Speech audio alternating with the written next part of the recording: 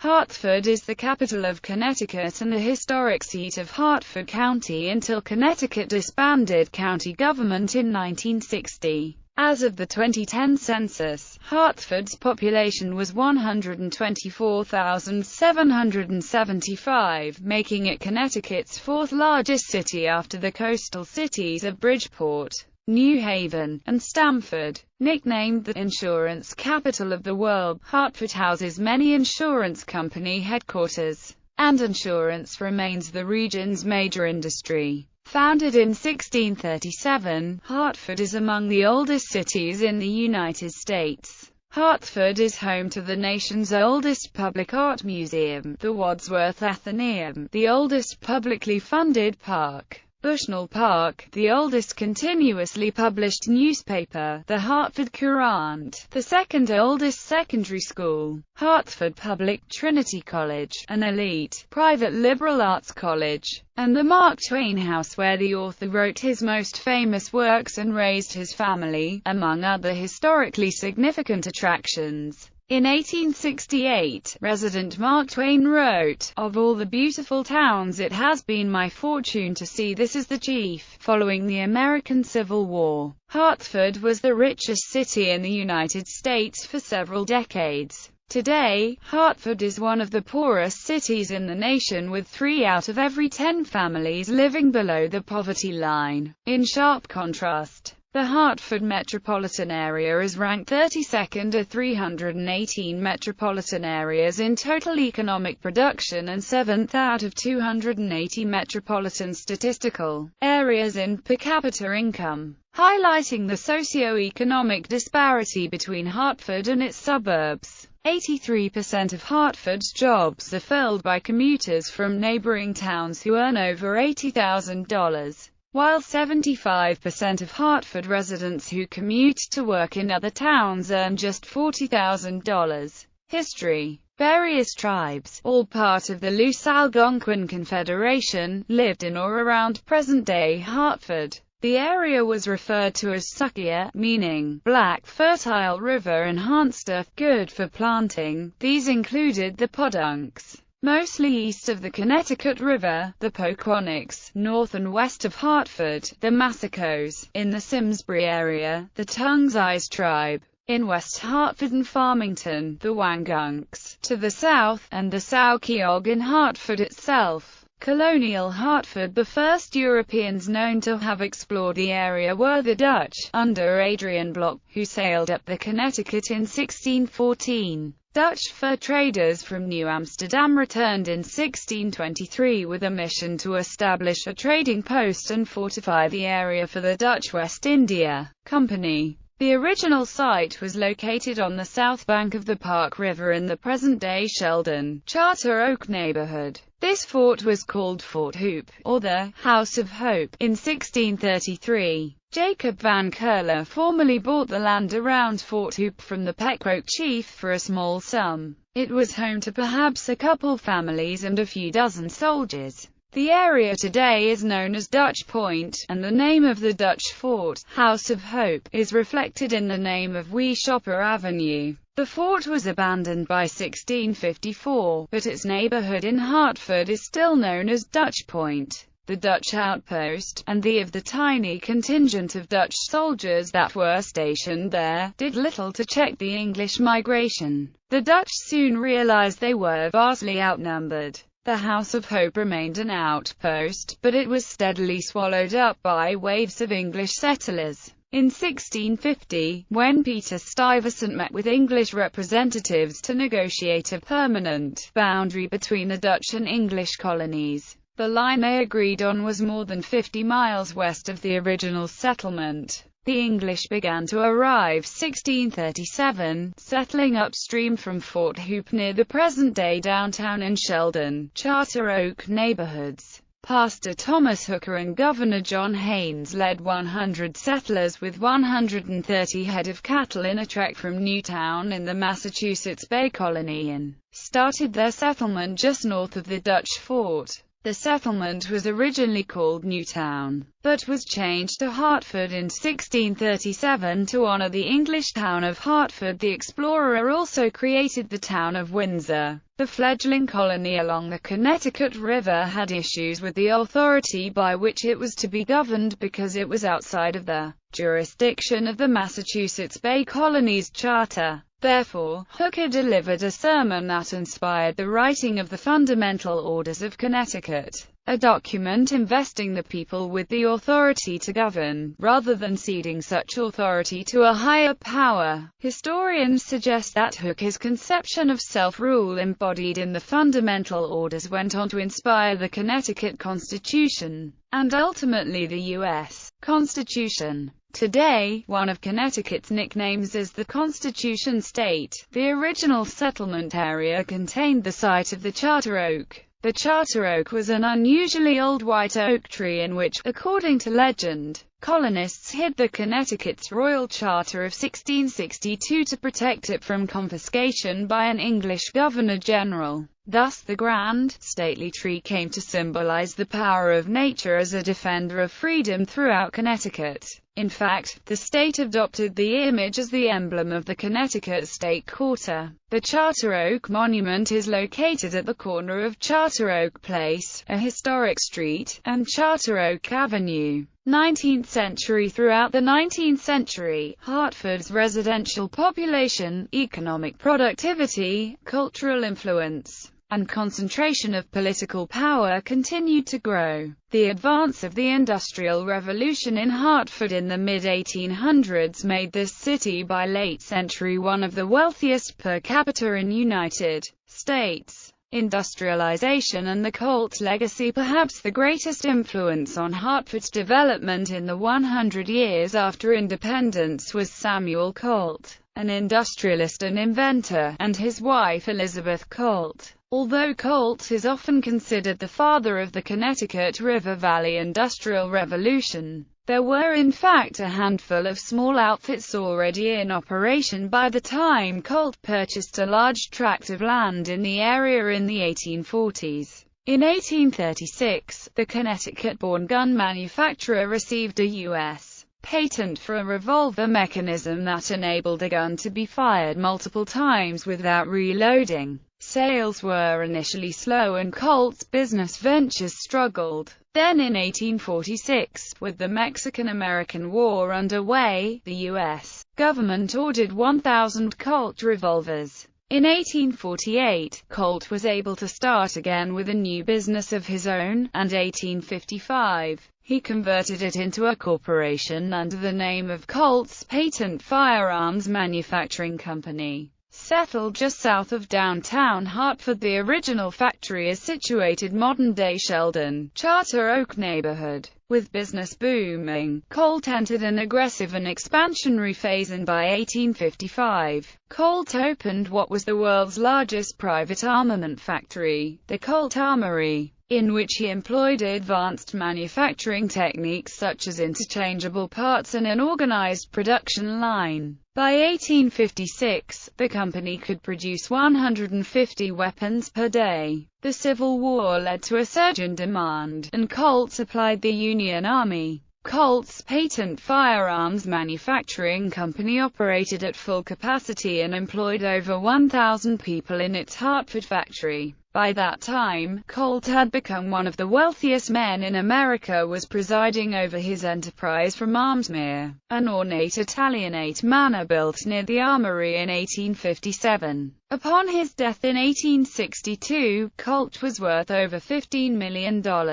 Colt's methods were at the forefront of the Industrial Revolution, and his successes secured Hartford's place as a major 19th-century manufacturing center. It is estimated that in its first 25 years of manufacturing, Colt's company produced over 400,000 revolvers. His use of interchangeable parts helped him become one of the first to exploit the assembly line. Moreover, his innovative use of art, celebrity endorsements and corporate gifts to promote his wares made him a pioneer in the fields of advertising, product placement and mass marketing. His business practices were also innovative, involving not just a shrewd use of patents to protect his products, but also new developments in marketing and business organization to create a highly successful business which long outlived him. Elizabeth Colt inherited a controlling interest in her late husband's manufacturing company following his death in 1862. At the time, Colt Firearms were producing an estimated 1/996th of the entire gross national product of the United States. Despite living in an age where she couldn't vote, Elizabeth steered the company until 1901, becoming one of the most prominent female industrialists in America.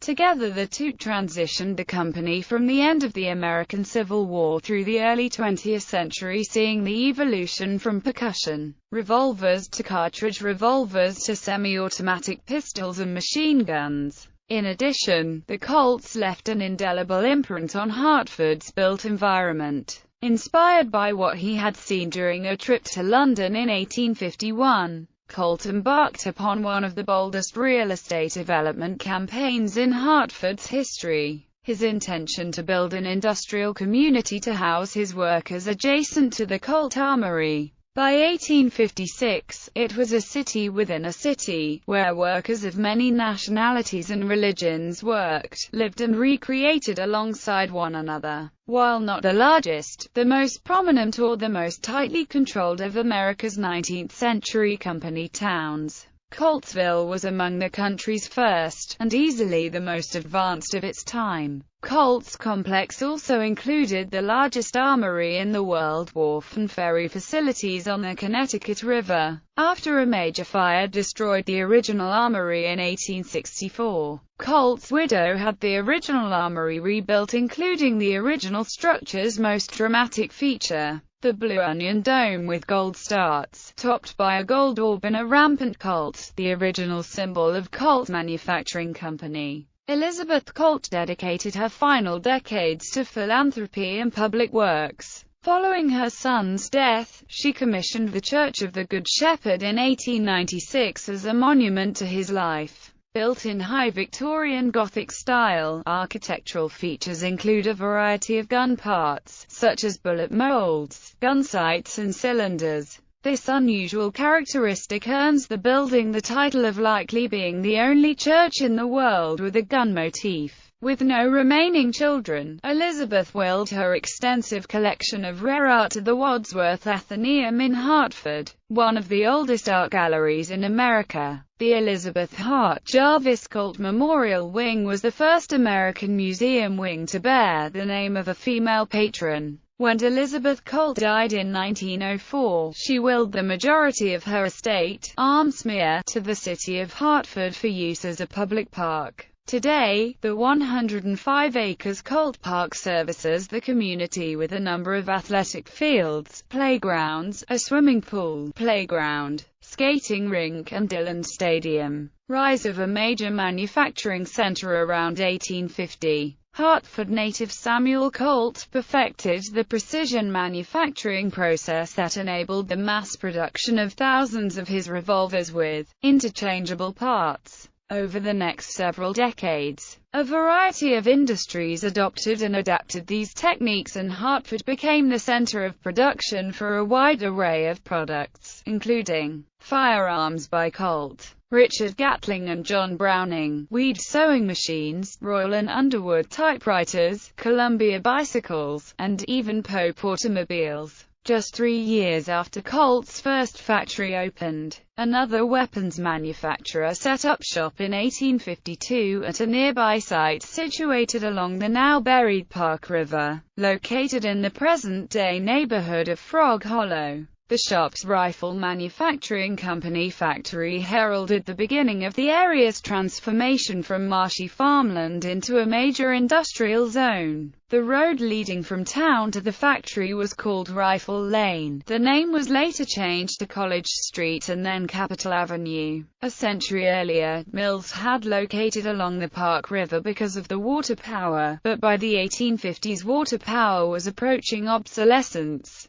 shops located there specifically to take advantage of the railroad line that had been constructed alongside the river in 1838. After the shop's rifle company failed in 1870, the Weed Sewing Machine Company took over its factory. The invention of a new type sewing machine was an evolution of mass production after the principles of interchangeability were applied to clocks and guns. The Weed Company played a major role in making Hartford one of 3 machine tool centers in New England and even outranked the Colt Armory in nearby Coltsville in size, if not fame. Weed eventually would become the birthplace of both the bicycle and automobile industries in Hartford, inspired by a British-made, high-wheel bicycle, or velocipede. He saw at the 1876 Philadelphia Centennial Exposition industrialist Albert Pope bought patent rights for bicycle production in the United States. Wanting to contract out his first order, however, Pope approached George Fairfield of Hartford of Weed Sewing Machine Company, who produced Pope's first run of bicycles in 1878. Bicycles proved to be a huge commercial success and production in the Weed factory expanded, with Weed making every part but the tires, and by 1890, demand for bicycles overshadowed the failing sewing machine market. That year, Pope bought the Weed factory, took over as its president, and renamed it the Pope Manufacturing Company. The bicycle boom was short-lived, peaking near the turn of the century when more and more consumers craved individual automobile travel, and Pope's company suffered financially from overproduction amidst falling demand. In an effort to save his business, Pope opened a motor carriage department and turned out electric carriages, beginning with the Mark III, in 1897. Pope's venture might have made Hartford the capital of the automobile industry were it not for the ascendancy of Henry Ford and a series of pitfalls and patent struggles that outlived Pope himself. In 1876, Hartford Machine Screw was granted a charter for the purpose of manufacturing screws, hardware and machinery of every variety. The basis for its incorporation was the epochal invention of the first single-spindle automatic screw machine. For its next 4 years the new firm occupied one of Weed's buildings, milling thousands of screws daily on over 50 machines. Its president was the same George Fairfield who ran Weed, and its superintendent was Christopher Spencer, arguably Connecticut's most versatile inventor. Soon Hartford Machine Screw outgrew its quarters and built a new factory adjacent to Weed, where it would remain until 1948. Political turmoil. On December 15, 1814, the Hartford Convention was called to order in Hartford. Delegations from the 5 New England states were sent to Hartford to discuss New England's possible secession from the United States. During the early 19th century, the Hartford area was a center of abolitionist activity. The most famous abolitionist family was the Beechers. The Reverend Lyman Beecher was an important congregational minister known for his anti-slavery sermons. His daughter, Harriet Beecher Stowe, wrote the famous Uncle Tom's Cabin, while her brother, the Reverend Henry Ward Beecher, was a noted clergyman who vehemently opposed slavery and supported the temperance movement and women's suffrage. Beecher Stowe's sister, Isabella Beecher Hooker, was a leading member of the women's rights movement. In 1860, Hartford was the site of the first wide-awake abolitionist supporters of Abraham Lincoln. These supporters organized torchlight parades that were both political and social events, often including fireworks and music, in celebration of Lincoln's visit to the city. This type of event caught on and eventually became a staple of mid to late 19th century campaigning. 20th century. On the week of April 12, 1909, the Connecticut River reached a then-record flood stage of 24.5 feet above the low water mark, flooding the city and doing great damage. On July 6, 1944, Hartford was the scene of one of the worst fire disasters in the history of the United States. The fire, which occurred at a performance of the Ringling Brothers and Barnum Bailey Circus, became known as the Hartford Circus Fire. After World War II, many residents of Puerto Rico moved to Hartford, and even today Puerto Rican flags can be found on cars and buildings all over the city. Former Hartford Mayor Eddie Perez was born in Puerto Rico and moved to Hartford in 1969, when he was 12 years old. Starting in the late 1950s, as the suburbs ringing Hartford began to grow and flourish, the capital city began a long decline. Insurance giant Connecticut General moved to a new, modern campus in the suburb of Bloomfield. Constitution Plaza, at first hailed as a model of urban renewal, gradually became a concrete office park. Once flourishing department stores such as Brown Thompson, Sage Allen, and G. Fox & Co. all shut down as suburban malls such as West Farms and Buckland Hills grew in popularity. In 1997, the city lost its professional hockey franchise, the Hartford Whalers, to Raleigh, North Carolina, despite an increase in season ticket sales and an offer of a new arena from the state. Currently a developer from Newton, Massachusetts, who is also the city's largest property owner, is working with the city to bring an NHL team back to Hartford and house them in a new, largely publicly funded stadium. Hartford experienced problems as the population shrank 11% during the 1990s. Only Flint, Michigan, Gary, Indiana, St. Louis and Baltimore experienced larger population losses during the decade. However, the population has increased since the 2000 census.